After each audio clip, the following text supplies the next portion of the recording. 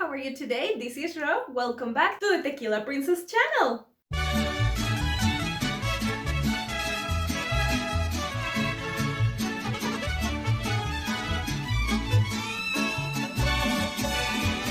It is time for a new episode of Mexico Piece by Piece. And today we're going to be checking out Campeche, the third least populated state in the country and the number 18 in size. This time we're going from one peninsula to the other one.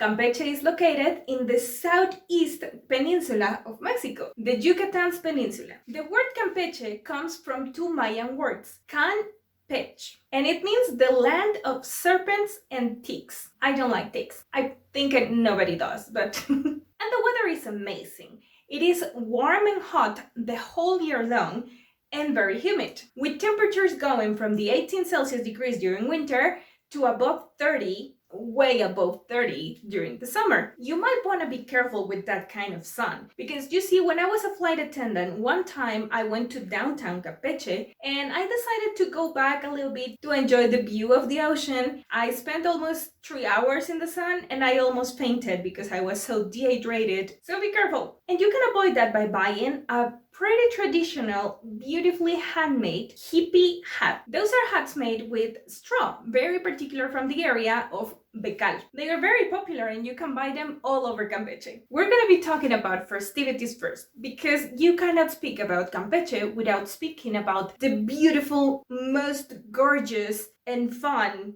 carnival of the whole country, Campeche's Carnival. You know very well that all over the world there are different places that have a carnival, and here in Mexico, Campeche's and Cozumels are probably the most popular, although I like Campeche's much better. You will find all sorts of things, concerts, parades, beautiful costumes, everything. It's impressive and beautiful and fun in that carnival. And besides the huge Campeche Carnival, you can also find it celebrated in Calquini, Ciudad del Carmen, Chacán, Hopelchen, y Tenabo. As you can see, many places in Campeche have Mayan names. And as I already mentioned, Calquini, which is another small, beautiful town in Campeche, you will find the 5th of October, the festivity of Cristo de la Misericordia, Mercy's Christ. It is a very traditional party, which I find interesting because you get to see many things that are super regional, like, for example, the dance of the head of the pork, Polquequén. It is a tradition that involves carrying on a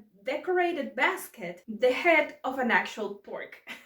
It's a weird tradition, but a fun one at the same time. They will bring it from one place to another, and this basket with the pork's head have paper flowers and ribbons coming out of it. And a few ladies with hats called vaqueras will be holding these ribbons, and they will be dancing around the pork's head until they reach the place where they are heading. And during the celebration, you will also find a little bit more common things like processions, music, and of course, fireworks. And another festivity that is super cool to watch is in Campeche, going back to the capital city of the state. The 14th of September, meaning one day before the celebration of Independence Day, meaning that they like to make the party a little bit longer, right? We have San Roman's party. San Roman is a very old temple in Campeche, dating from the times of the foundation of the city. It's very popular because you have a black Christ inside of that church, which is very significant and very loved in this city, because the story says that this Christ saved the whole crew of the ship that was carrying it from Europe to Campeche. So it's considered to be miraculous. So in this day, they will take the Christ out of the temple and they will bring it to the waterfront, where a lot of boats will accompany the Christ to take a tour around the city. It's a beautiful and very particular celebration. So speaking about the times when the city was founded, we have to go back to the early 1600s. This was the second most important pier of the whole country. We received a lot of goods and raw materials from Europe, and we also exported a lot of gold, silver, and any other kind of fabulous things that we were exporting back then. This port was so important, so the city was constantly harassed by pirates, corsairs, and buccaneers. That forced the local government to turn Campeche into a fortified fortified city, one of the very few that there were in America in general, and also the last one still standing. Originally, there were 2.5 kilometers of wall, 6 forts, 8 bastions, 4 doors,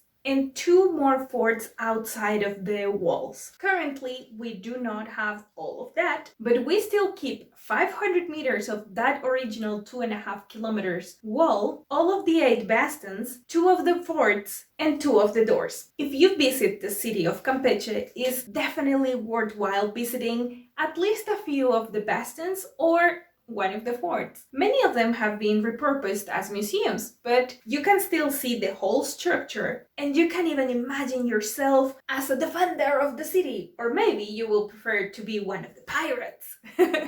You can visit the Bastion of San Juan, which is the only one that is still attached to the wall. Or maybe you prefer to go to the Santa Rosas, which was first used as a defense of the city, later was a tenement, and it's currently an art gallery. San Carlos Bastion is now the city's museum. San Francisco's Bastion is used at night for a beautiful light and sound show that you don't want to miss out. San Pedro's is also still standing, and the one from La Soledad is currently the museum of the Mayan architecture. All of them have something super interesting going on, and definitely all of them are Instagram worthy. And the 2 forts that are still standing are San Miguel and San Jose. The first one being the Archaeology Museum of Campeche. It also still keeps its drawbridge, which I think is super cool. And speaking about pirates, I have another pirate that I think it's super worth to mention in this video. But he didn't steal treasures, he stole bases. He was a baseball player. Yes, here in Mexico, we also have our very own league of baseball. It might not be the most popular sport in the country, as soccer is, but we do like it. And Campeche's Pirates was the last team where Nelson Barrera, El Almirante, played with. Born in 1957 and tragically dying on an accident in 2002, he was one of the best baseball players that this country has ever seen. He holds the national record of most home runs during his career, according to the Mexican Baseball League. And just a little extra, he also played in United States with a AAA team called Chicago's Buffaloes. Campeche City is the capital city of the state, as I think I already mentioned.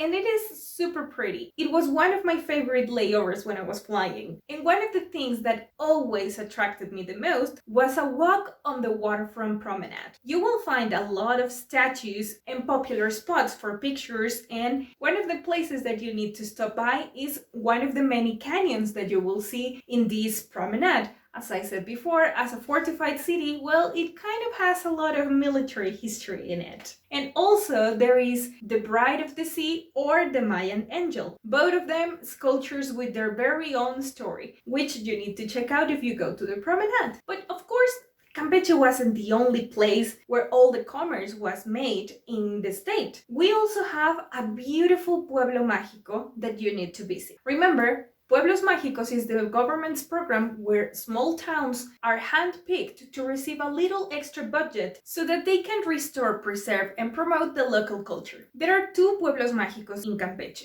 The first one is Palizada. It is located right next to a river with the same name, and it was used to transport pressure woods in that time. And as ballast, these ships used tiles from Marseille. So you will see as a common denominator very French-looking roofs all over the place with these kind of tiles. While visiting Palizada, you might as well want to stop by the Liberty statue. Yes, you heard right. They have a replica from the very famous New Yorker statue that was placed in 1949 as a reminder of the freedom of this town. You might also want to take a boat tour on the river Palizada, where you will be able to see at the bottom of the river sunken ships and crocodiles, mostly. In the town you will also find a crocodile and turtle nursery, the beautiful temple of San Joaquin, and lastly, you might want to also hire a horseback riding tour among the mango plantations. It is a beautiful experience. The second magic town is Isla Aguada. It has a very funny name, Watered Island. It doesn't translate right. It is isn't really an island. It's more like a bar of land that divides the Terminus Lagoon from the Gulf of Mexico. The original settlement was a military one because it was strategically located to repel the pirate attacks, although today it's more like a fisherman's town. It is actually one of the most recently appointed magic towns. It was declared just December 1st of last year, 2020. And one of the main attractions is, of course, the Virgin Beaches, a huge and beautiful extension of beach after beach after beach. And you would like, of course, to visit the lighthouse that is currently working as a library, a sightseeing point, and also as a museum of subaquatic archaeology. You can find a lot of things from the sunken ships that are around the area, especially in the Terminus Lagoon. And another thing that you will not like to miss, it's a boat tour to the Island of the Birds, which is a mangrove area where you will see a ton of bird species, and during the months of May and June you might also see a few dolphins. Campeche was in a Mayan area, which means that, as many other places in the Yucatan Peninsula, you can find a lot of archaeological sites. The two most important will be Etzna and Calakmul. Let's start with Etzna, which means the house of the Itzais, who were a Chontal group that established in this region. They were very important but also very clever for the region. As Etzna, it's located in a place that during the rainy season floods, and they created a system of canals that will drain the rain away, redirecting the water to both agricultural fields and a nearby lagoon. That way, they created a sustainable area for both intensive agriculture and also fishing. Very clever, weren't they? On the other hand, we have Calakmul, where I have been lucky enough to be just a little bit over a year ago. It is a 700,000 hectare area of a natural reserve, where you can also find the archaeological zone. Back in the classic era of the Mayan culture, Tikal, Palenque, and Calakmul were the three most powerful cities that ruled the region, and Calakmul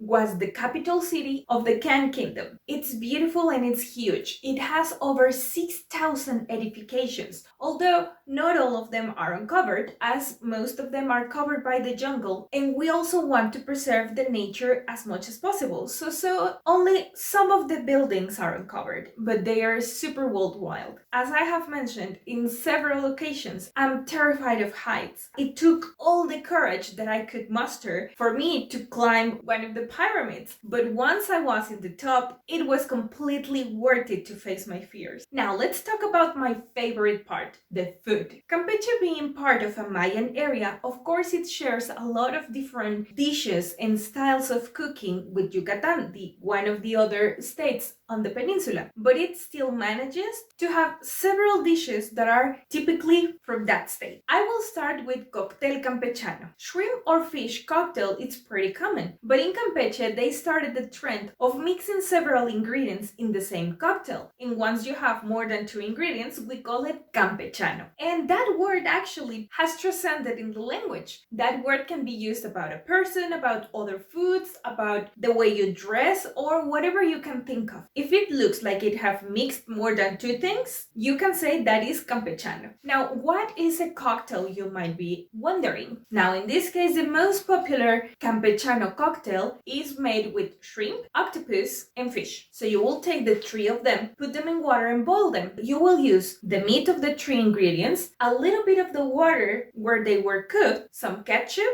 and some other diced ingredients like tomato, onion, coriander, and avocado. And it is traditionally served in a copa jaibolera, which is a big round glass, just like this one. It is delicious and super easy to make. Before going into very particularly Campeche dishes, I want to tell you a couple of them that are shared with Yucatan. One of them is pokchuk, which is pork meat in a thin steak, which is first marinated with a mix of sour orange, pepper, and garlic, and after that is grilled on a charcoal grill. It is also traditionally served with red onion grilled and black beans. Next, we have a very curious soup or broth that is called chocolomo. When I first heard it, I assumed immediately that one of the ingredients was gonna be chocolate, but to my surprise, there is not. The part choco comes from the Mayan word chacao, that means hot. Although temperatures are usually not low in this region, for people that is used to 30 degrees, when you reach the 18 is kind of really cold. So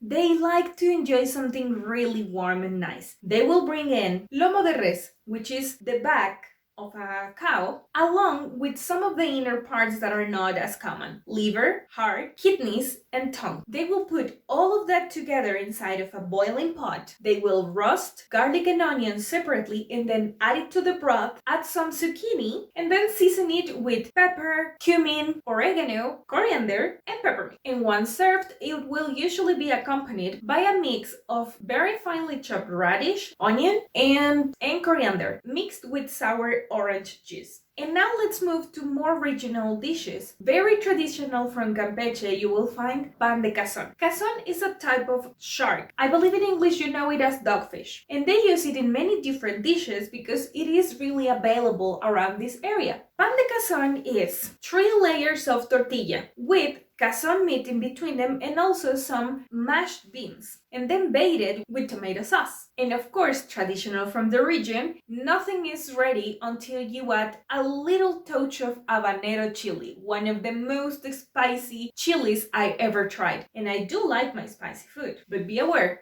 habanero is devilish. And finally, I bring you jarochitos de cazón. Jaroches are these corn dough and lard balls that are stuffed with cazón meat and cooked in a boiling bean sauce. They are served with the sauce and also with a traditional habanero sauce. Just a little extra tip. Whenever you eat in Mexico, you should be careful with the sauces that they put you on the sides because they might be kind of spicy. A good tip will be to put a few drops in the back of your hand, taste it and see if you can handle it. But if you are in the Yucatan Peninsula, I would advise you to not do that, but first ask your waiter if any of the sauces is habanero. Because if you take habanero just by itself like that, you might regret it.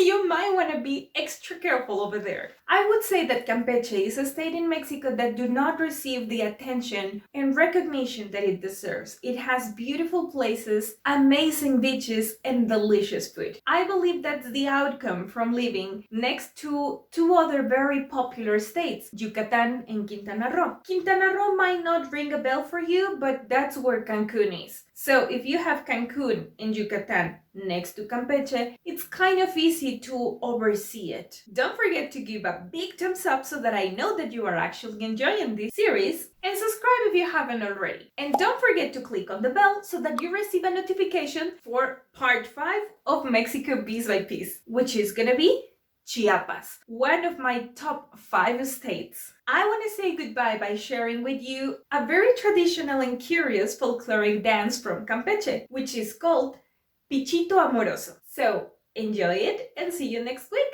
Bye!